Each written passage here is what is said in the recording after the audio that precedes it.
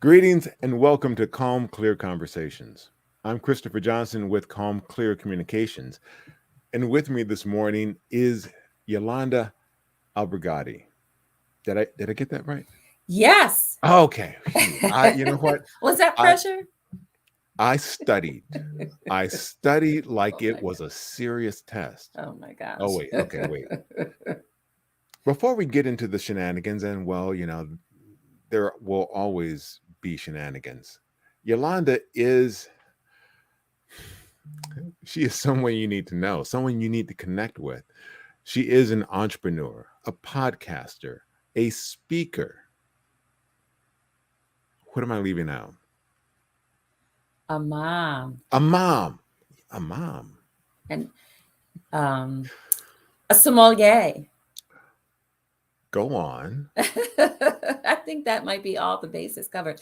A master networker. Love Uh, networking, love connecting, right?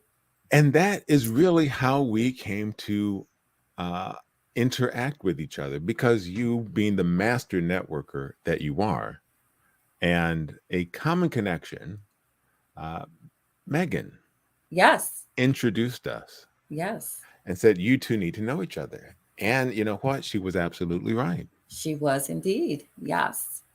And I love that because people who like to network are usually connected with other people who like to network. And so Megan is amazing at connecting the right people. And that was how we met. LinkedIn is amazing, right? And the beautiful thing about LinkedIn is you can actually connect with people on a professional level and learn some things, get some skills. Absolutely. And Amazing. one of the tricks, one of the secrets that's out there in the open for LinkedIn is, all right, authenticity and connection. So, yes, it's a professional organization. Mhm. Yes, it's a professional networking platform, but there still has to be some of you in there. You have Yes. to be authentic and true to yourself. Yes, absolutely. Now, as a master networker and sommelier, Mm. what's the intersection of those two? Do we need a Talking, glass of wine to talking. fully okay. I get paid to talk and drink. That's my job. That's my day job. That's my day job. Talking and drinking. Wine, beer, getting into cocktails. That's one of the requirements if you're on the master sommelier journey, if you will. So I'm not a master sommelier, but on that journey, you're required to know everything that is essential to someone having a fabulous dining, drinking experience. So that includes many different things. But the talking part is the common connection between networking and being a sommelier. Very nice. Now, you like to talk, don't you? I'm an introvert. But that doesn't mean you don't like to talk, right? Well, okay. You know what? I enjoy learning about people and how the connections and what the overlap is and where we can learn and grow from one another. So I enjoy conversations. Yes, you're right. So I think about myself and as a child. So this may not have been you because you're an introvert, right? So I was not, nor am I an introvert. I am very much the opposite of that. In fact, I am that person after work when everyone else is ready to go home. I'm like, okay, where's the next party? Like, bring on more people. I get my energy from being around people. But as a child, on my report card constantly was chatterbox, chatterbox. Yolanda talks to everyone. And so while my teachers thought that was a pain, my mom did not squelch that in me. Thank goodness, because now I use that skill to further my job, to further my connections. So I'm happy that I enjoy great conversations, but I also enjoy meeting people and actually chatting. That's a wonderful thing. And all right, so the job description that you said, your day job, Yes. conversations and uh, spirits, wine, beer. Yes. on your way to being a master sommelier. Man, that sounds like an excellent job description. Uh, and all right, someone else agrees. Oh, Danielle agrees. Yes. Absolutely. How do you start on that path? How do you go from, you know, what is the path to that job? To my current job? Yeah, I mean, is there a Okay. major? Oh, the whole master sommelier thing, that's just that started, and most people would agree, just because I'm a geek. So I am that person who I drink a glass of wine, and where others will say, "Oh, I like this wine. It's very nice." My brain goes, "Okay, this wine is different than the last wine I tasted like that. Why does it taste different? Where is it grown? What's the soil like? What's the climate? Who's the winemaker? How long have they been making wine? Who mentored them?" So my brain goes on this rabbit hole, and because it's always done that, that kind of led me to a place where I thought, "Oh my gosh, really? People get paid to do this? Get paid to research and learn about wine and talk about wine and share their passion." But at the heart of who I am is an educator. So it makes sense that I would follow that path when it comes to anything that I do. I wind up taking that rabbit hole path, and it leads me to some amazing places. Absolutely. And I really, there were two aspects that stood out to me in that exchange. You're a geek, and all right, isn't that the way to be? Yes. Find something that brings that out in you and Yes. just go with it. Yes. Additionally, an educator. So the geekiness part, find something that resonates, go with it, and then share it. That's perfect. Isn't it? There's no other way to live life, right? I know that you and I share a passion for lifelong learning, and we've talked about reading. In fact, you were on my podcast talking about your 5 books that people should read. I think if you're not learning though, you're slipping. So when I was in fitness, a lot of times people say they want to maintain. There's really no maintaining. You're either doing well and gaining some strides, or you're slipping away. So the same is true with learning on any level. So if you're not constantly learning, then you're falling behind. There's no question about it. But if you're learning and sharing that information, that gives you an extra edge. I think that really is what leadership is all about. Leadership is sharing. Okay. Yes, yes. Because when you share what you know, more often than not, there's a replication that happens, right? And that, to There is. me, leadership is not, leadership has to do with replication more than anything else, right? So, Leaders make leaders. yes, exactly. Okay. Or Now, inspire people to do oh, things, right? Inspire action. I think that's what leading really is. Sometimes that replicates other leaders, but more than anything, it inspires action, right? now you mentioned a podcast.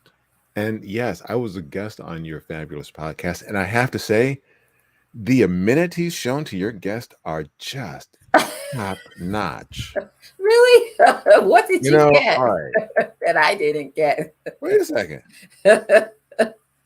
Guest of the Yolanda Albergottie podcast, stay at the finest luxury resorts. Oh gosh. Tell me more. No, but with Oh your my gosh. podcast, and I encourage everyone to listen to it.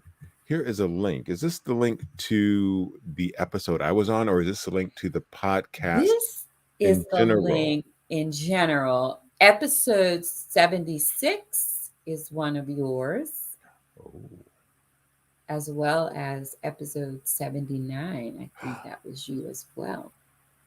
wow. I can put those links.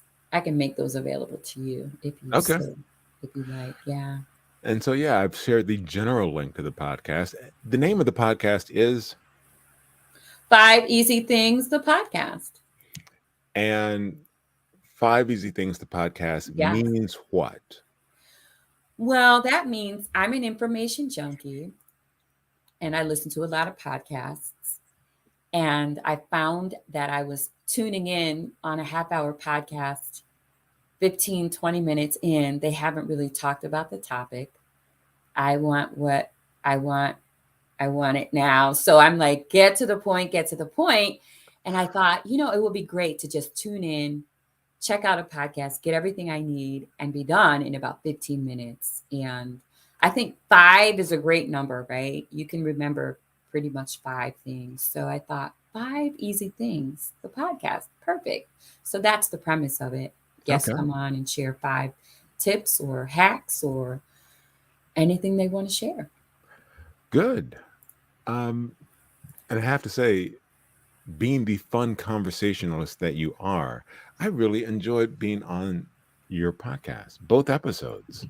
I'm so glad you did. I enjoy the podcast and I'm always happy when guests come on and they after we've done our conversation, they go, "That was fun," because that's the point, right? It should be fun. It should be. Conversations, you know, don't have to be fraught. Conversations can be a lot of fun. Yes, they should be. They should be. Learning can be fun. Now, going back to something you said earlier about the replication process with leadership and learning, it made me recall my cello teacher in middle school. So, yes, Wait, what? You played the cello? I played cello. Oh my gosh, how cool is that? You know what? It is the coolest instrument Very cool. ever, ever, Yes, ever. Yes.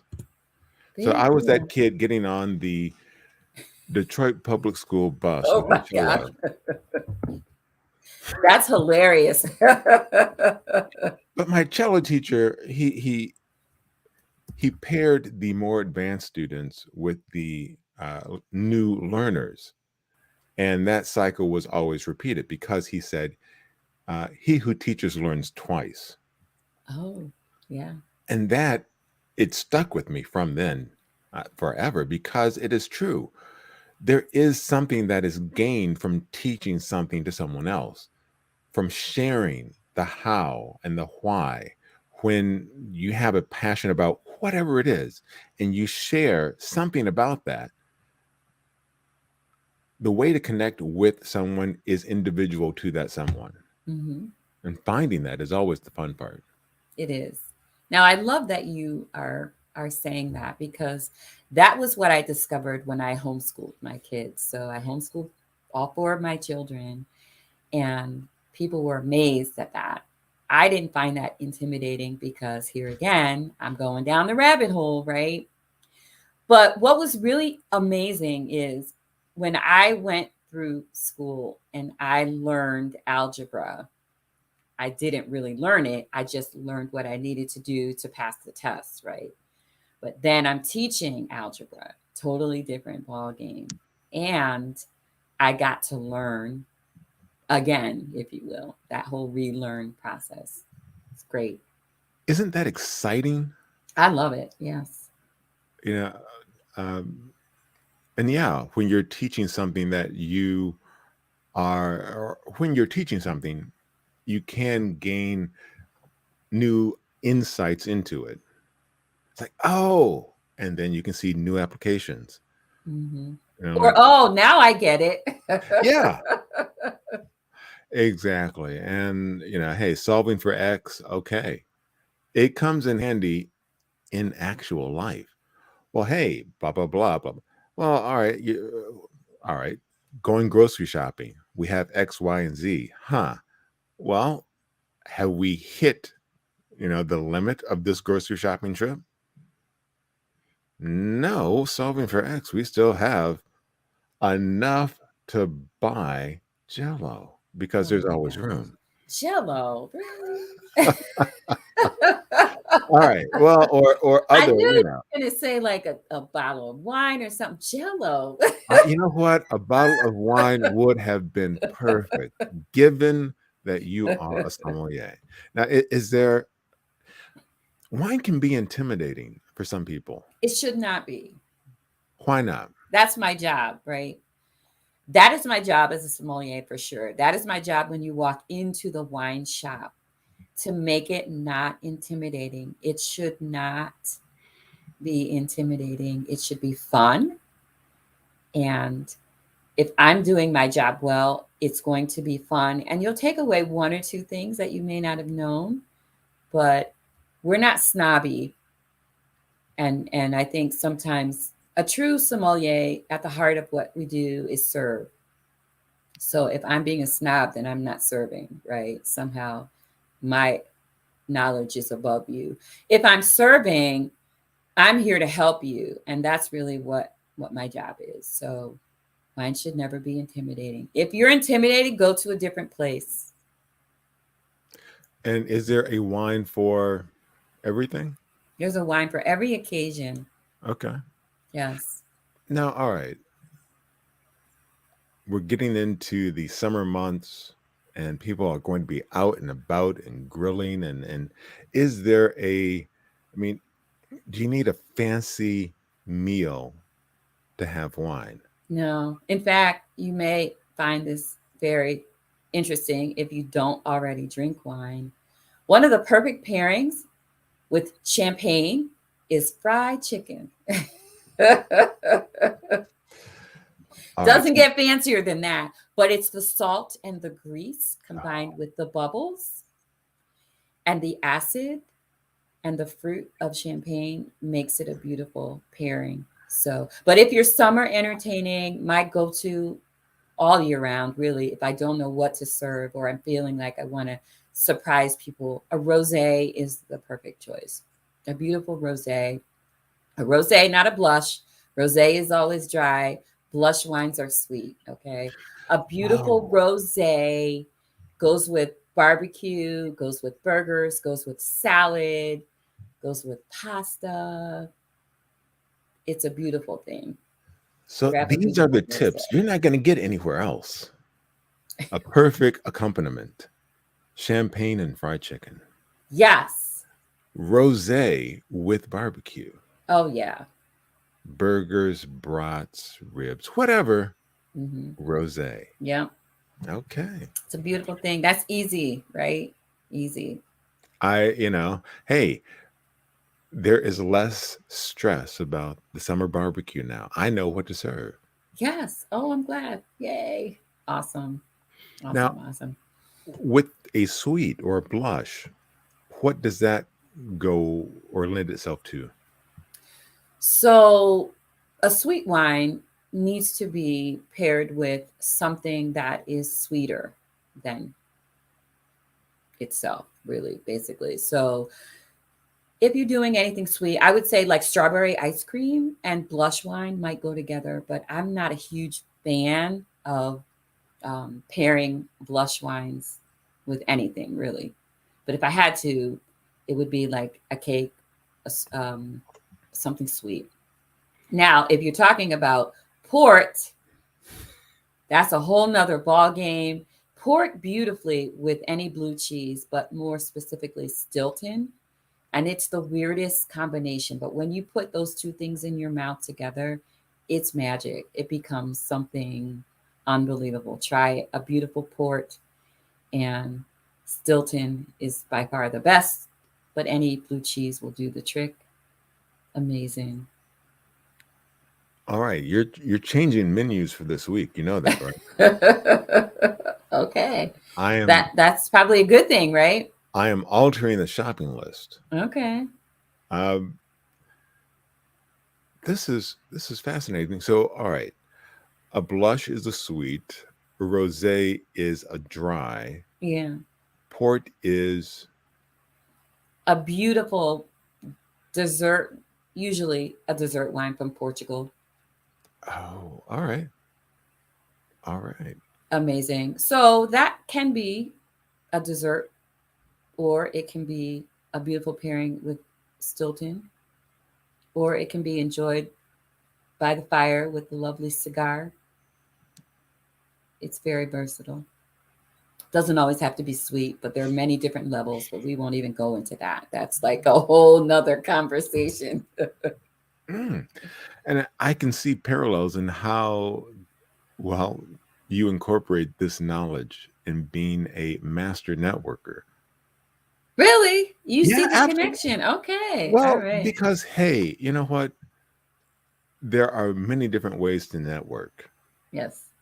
and understanding how you can removes the intimidation from going out to a quote unquote networking event, and understanding the variety. It's like, oh, it makes, I mean, even that briefest bit of knowledge. Oh, you know what?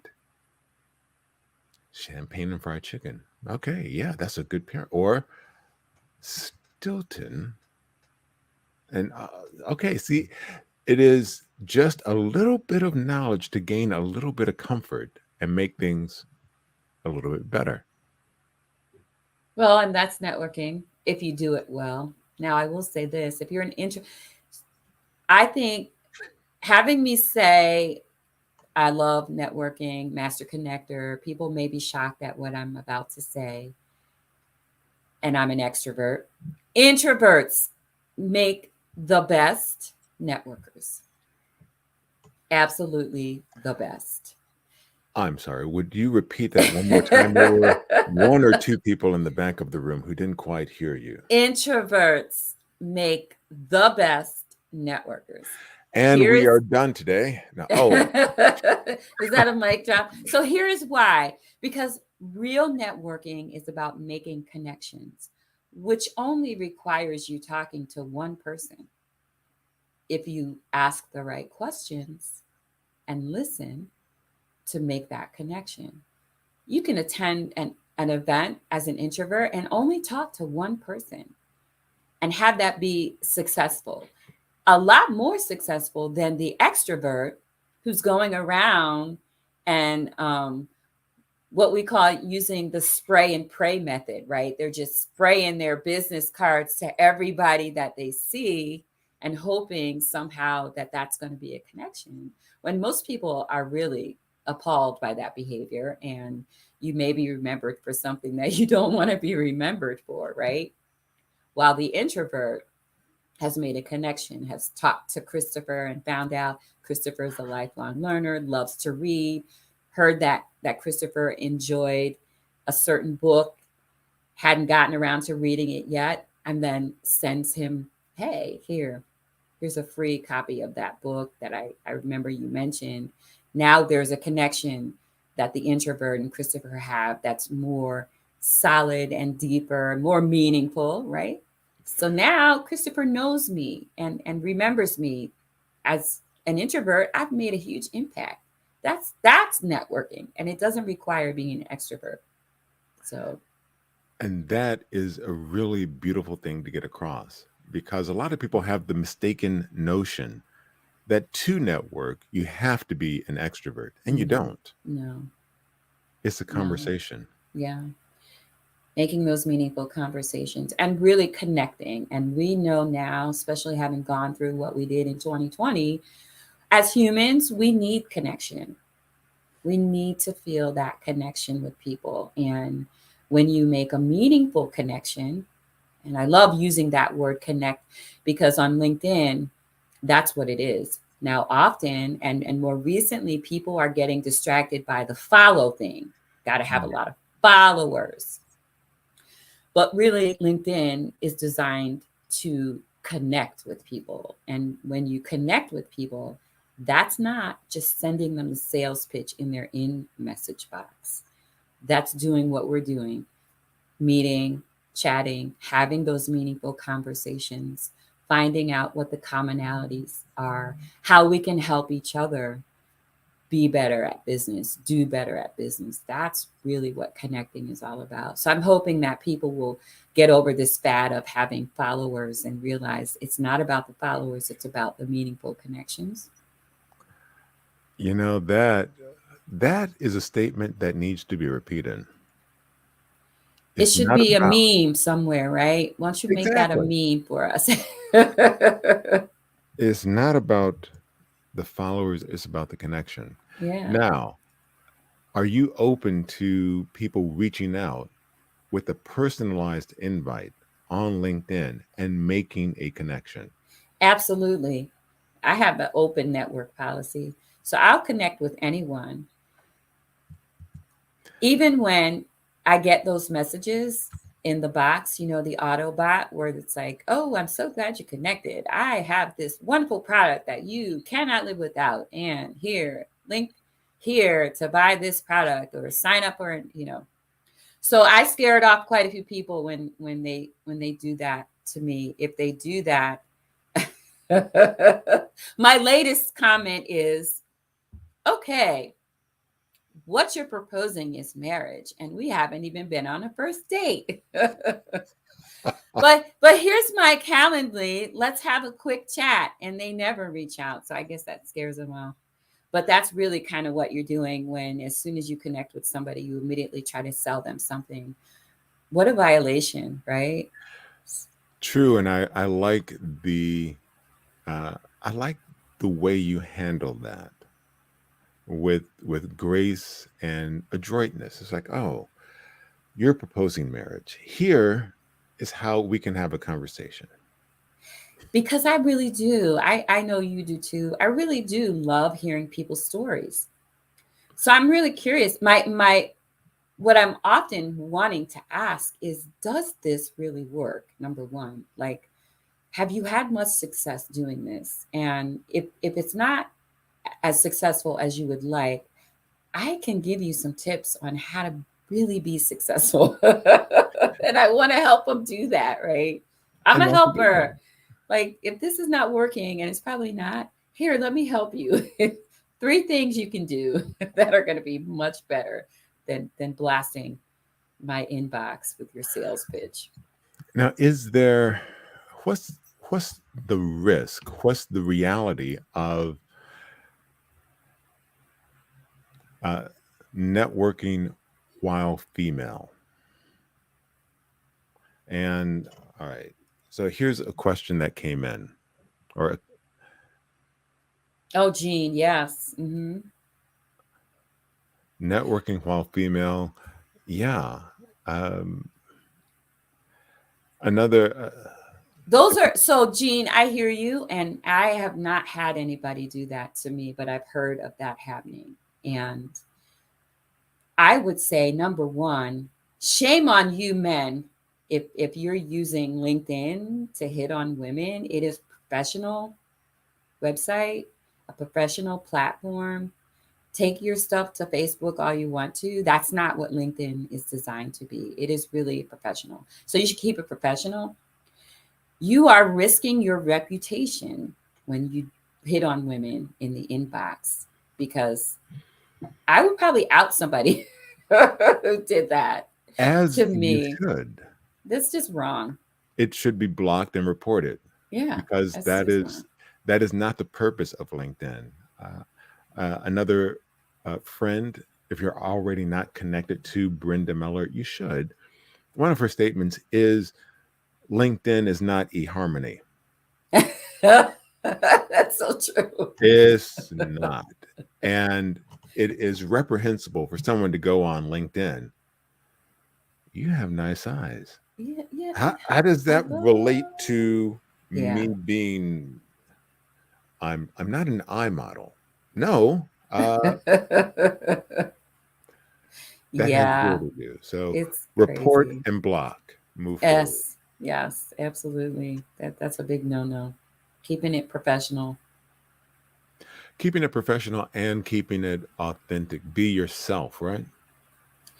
Yes, and authenticity, it means different things to different people, right?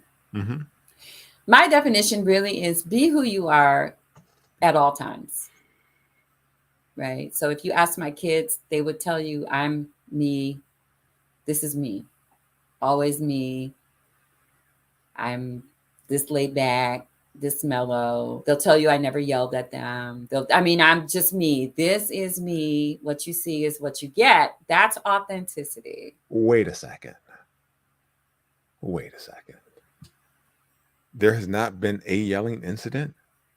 I don't yell. I am impressed. I'm a, All I'm right. a, I don't yell. And see, I understand that.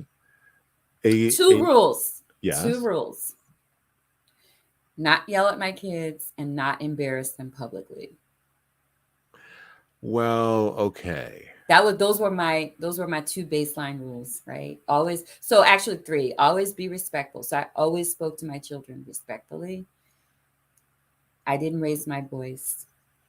I never publicly reprimanded them or embarrassed them. I never did those things. And that is very, I love that. Now, the yelling, there have been moments. Now, does it happen now? No. No, my daughters are wonderful. The Oh lack of yeah, I'm sure. embarrassment. Yeah. See, here's the thing. Uh, I am from a fun family. So the embarrassment went both ways. I love You it. know, my mom would say, I don't look old enough to have a bald son. I love it. So that triggered to me, mama, mama, mama, mama. I love it. Stop that. You're embarrassing me. I am mama, mama. It was So fun. funny. So So yeah, funny. things of that nature, yes. Yeah. But Because those it's three fun. rules apply to all of my relationships, though. So that's And where the authenticity comes in. As my that's friend, I will not yell at you. I will always be respectful towards you, and I will not publicly embarrass you. Now, what I mean by publicly embarrass is I'm sure you've seen those exchanges between parents where their patience is worn and they start yelling at this kid, right? The worst examples are the ones where the name calling goes, yeah. right? You start Mm. calling. Like I heard this woman, I'm like, okay, you're calling your child a dumbass. Now you're the parent and you gave birth to a dumbass. So that makes you look bad, not the kid. But the kid is embarrassed. I mean, like, I think that's unnecessary, right? Should children be corrected? Yes. Absolutely. Is there a respectful way to do that? Yes. So I always chose that respectful respectable route. Yeah. And that is, you know what? That's a firm foundation for everything. Like you said, treat everyone with respect. And all right, toward that end, if people know that they're going to be treated with respect, that you are not going to embarrass them, then they feel open to asking those questions. Mhm. And it's like, hey, I've wondered about Mhm. this. They might not want to ask that in a room full of people if they think they're going to be embarrassed. Mhm. But one on one, I've heard fried chicken and champagne is a good pairing. Mhm. Mhm. Yeah. You want to be open to that question. You want to be open and accessible and approachable so people can ask questions Mhm. without fear or shame or embarrassment. And that is actually the beautiful example that authenticity crossing all lines, right? So even in the wine shop, another reason why people come in, there is no dumb question. I'm not going to embarrass you. I'm going to be respectful. What's your budget? I'm respectful of that. Your budget is $10. I can find you a beautiful wine for $10. Your budget is $1,000. I can find you a beautiful wine for $1,000. Whatever your budget is, I'm going to be respectful of that. I'm going to honor your choices and not try to embarrass you. I mean, same thing. So that to me is authenticity. When you can find out what your core things are, who you want to be, then you can be authentic no matter where you are, what you're doing. Be true to who you are. True to yourself. Yeah.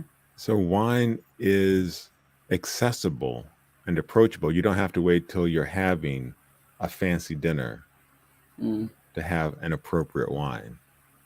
No, you should not wait. And you shouldn't wait to drink champagne. That's true. There's that you're alive and breathing is an occasion to drink champagne. I And I totally gotta throw my beer lovers some I love beer. You didn't even mention beer, and I'm a huge beer drinker. So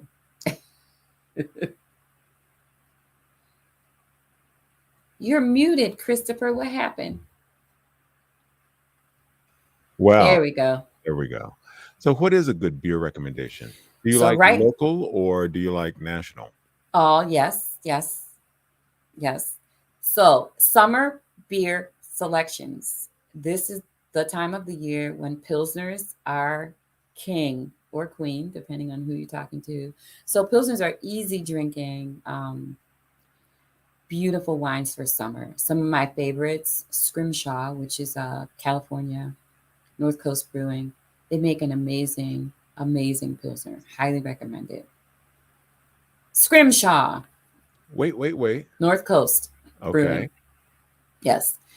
Pilsner. Pilsner, beautiful, beautiful thing. What is a Pilsner? It is a light beer in terms of the flavor profile. Um, how would I describe it? It's so a lager is going to be more golden, malty, heavier feel in the mouth. A very popular lager is Budweiser, mass produced. There are tons of other great I mean, tons of other great. Just ignore that I said Budweiser because it's there's so many other beautiful lagers that you could have. And check your local brewer; they're making some amazing lagers, but um, just a different flavor, different mouthfeel approach. Not to get real technical because I know we're running out of time. Um, but a pilsner is going to be light and easy to drink, a nice alternative to a wheat beer, which is what most people think of in the summer to drink a wheat beer, um, made from wheat, obviously, whereas lagers are made from malt, grain. Okay. And then what's a stout? So that is what gives it the color and the richness is that the malt is toasted. So that toasting is what gives it that deep, dark caramel flavor. Mm. Are you a fan of stouts? All right. See, here's the thing. I don't know. Are you not a beer drinker? I am, but I don't know what a lot of different things are. Mm-hmm.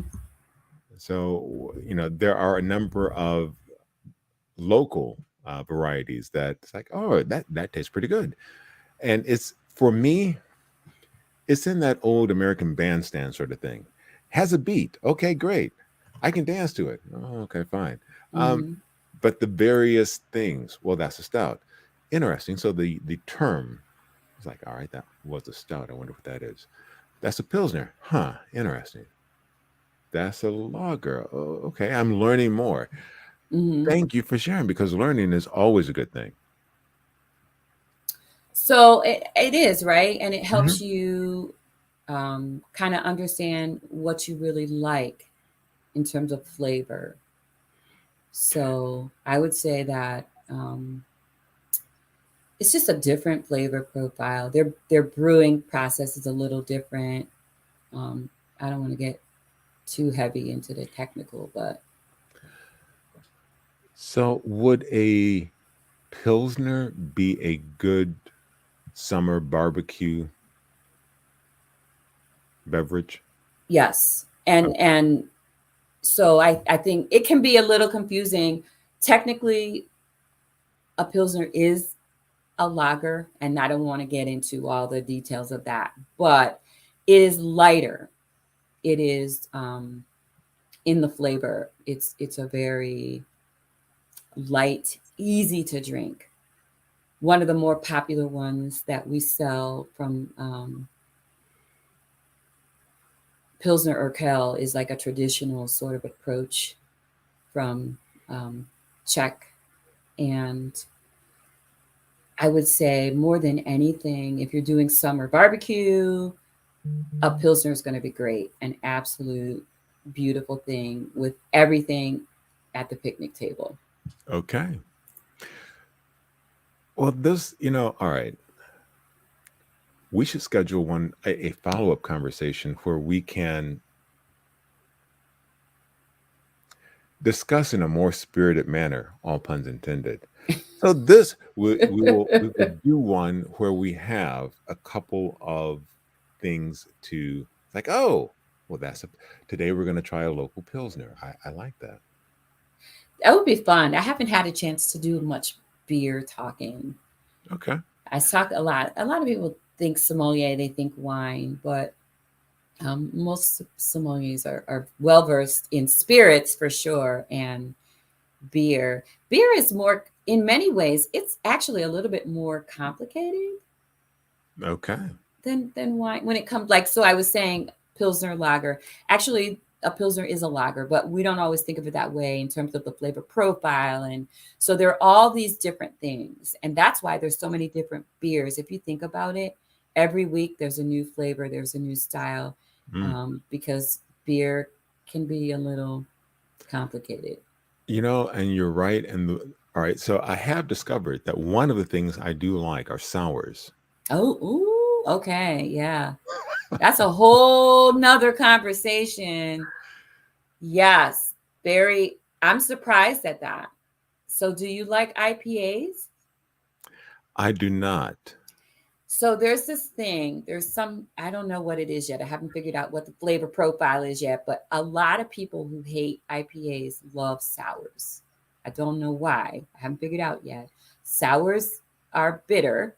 Maybe that's it. I mean, IPAs are bitter, whereas sours are tart and sour. So interesting. That is. Interesting. So, yes, this sounds like we need to have another discussion.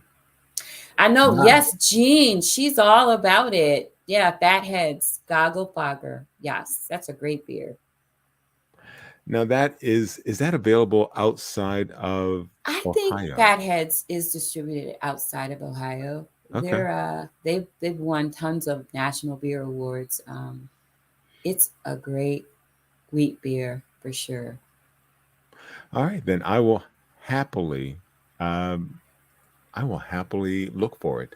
And a couple that are from Michigan that I think people should be aware of: Atwater.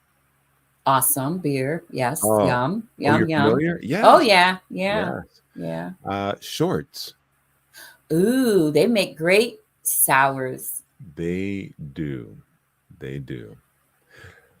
So, Yolanda, this has just been a delightful conversation. Again, you're open to people connecting with you Yes. on LinkedIn, and your profile is right there. Make Awesome. it a Thank you. personalized connection. Uh, Mention this LinkedIn Live, something that you learned, something that you're going to try, a pairing perhaps. Fun. Your podcast is Five Easy Things. And let's see. You also have something as a special bonus for attending this session. You have something special for people, correct? Yes. And now I did not pull that link up. So if you want a little bonus when you listen to this, just shoot me a comment in LinkedIn and message me, right? And put CJ bonus. That stands for Christopher Johnson bonus. CJ bonus. And I'll send you a free, it's just a free little, because I do podcasts and I have guests, I always like to give them some tips on how to make the most out of their appearance on a podcast episode, how you can monetize it, how you can further it to help you become an expert, established expert in your field. So I want to share that with people. So CJ bonus. Give me a message and I'll send you that. That is perfect. Thank you so much. This has been a delightful, uh, engaging, informative conversation. Always a pleasure, Christopher. Always. All right. Take care. Interested in learning more about any of the items that you've seen in today's session? Leave a comment below.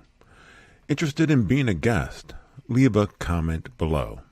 I help event planners and organizers produce virtual events. Learn how I can support your virtual event by connecting or leaving a comment. Thanks for watching.